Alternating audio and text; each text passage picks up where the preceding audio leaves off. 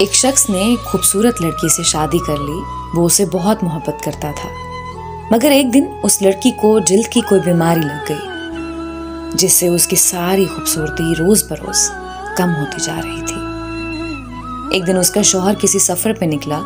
वापस आते हुए उसे हादसा पेश आया, जिसमें उसकी दोनों आंखें चली गईं। खैर, उनकी अज़दवाजी जिंदगी यूं ही चलती रही और उसकी बीवी की खूबसूरती मजीद कम होती रही। मगर अंधे आदमी को इस बात का इल्म नहीं था, लिहाजा उनकी जिंदगी पर इसका कोई भी असर नहीं पड़ा। दोनों एक दूसरे को पहले की तरह चाहते थे और एक दूसरे का ख्याल रखते थे। खुदा का करना ऐसा हुआ कि एक दिन उस लड़की का इंतकाल हो गया।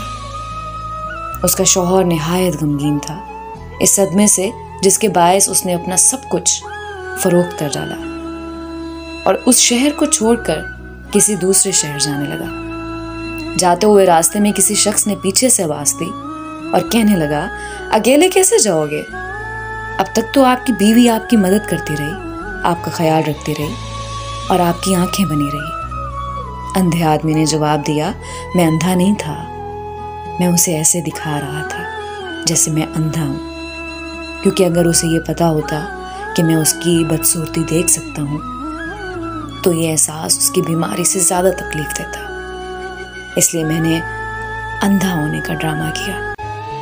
वो बहुत अच्छी थी, मैं बस उसे खुश रखना चाहता था।